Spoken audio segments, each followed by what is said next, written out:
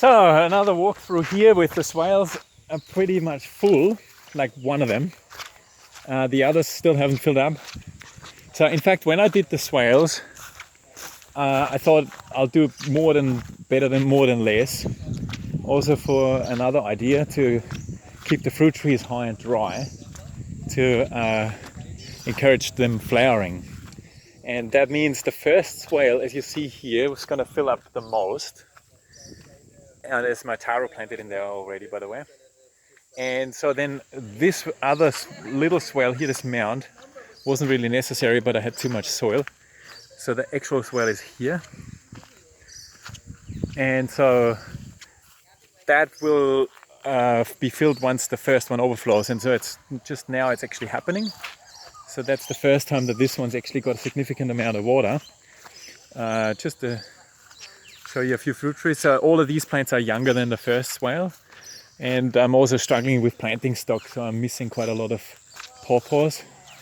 I'm actually growing them on right now, but that's why it's sort of thinning out down the bottom here. So as you do with the permaculture thing, zone 1, zone 2, yada yada yada, the further away you get from your infrastructure, the less you sort of care about it, or the less energy you put into it. And that's happening here as well. So that's the last swale, and you see it's actually filling up as well, just by itself. So the catchment is actually just between the second swale there and the mound. So there isn't really anything coming from the top down yet. And oh yeah, the level is kind of good. Woo. It's a bit deeper here than it is there, but that's okay. Then I've started with a little row of ice cream beans here that are just coming up now. And they actually took quite a while. I've got a problem with soil acidity, I noticed, and I'm actually chucking lime around. You wouldn't believe it. That probably like in the hundreds of kilos really. So you see all this white stuff everywhere. So my topsoil is sort of fine, but the subsoil is 3.5. And of course, as soon as the roots touch that one, there's nothing for them to get down there.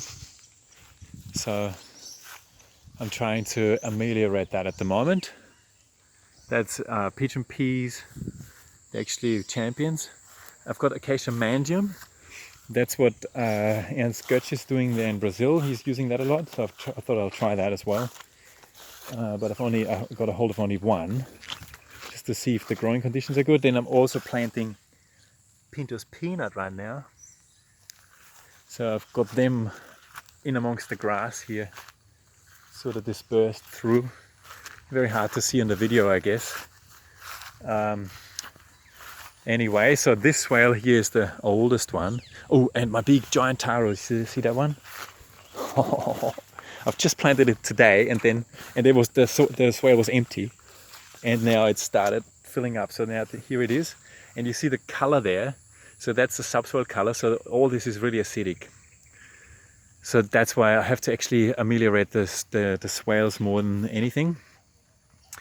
And so the plants up here are the biggest because they've just been put in earlier. So then there's all my sweet potato and my cassava. Yeah, so it's actually, did I show you maybe a bit of a landscape shot of everything? Oh wow, it's looking really good. Hey Dave, once again, thanks very much. Great work, really. That's awesome. Yeah, so these swales, as they are right now, that was sort of, I still haven't had all the vegetation cleared, so that's just stage 1. So I'm actually going to pull those swales further down this way, and especially the bottom swale is going to be much longer. We've just finished it there for now. And then all this raspberry down there is gonna go, and that's where the dam's gonna come. Didn't show you that really, but anyway, I can show you that another day. So that's about it for now. See you soon. Come up for a visit if you have time. Bye bye.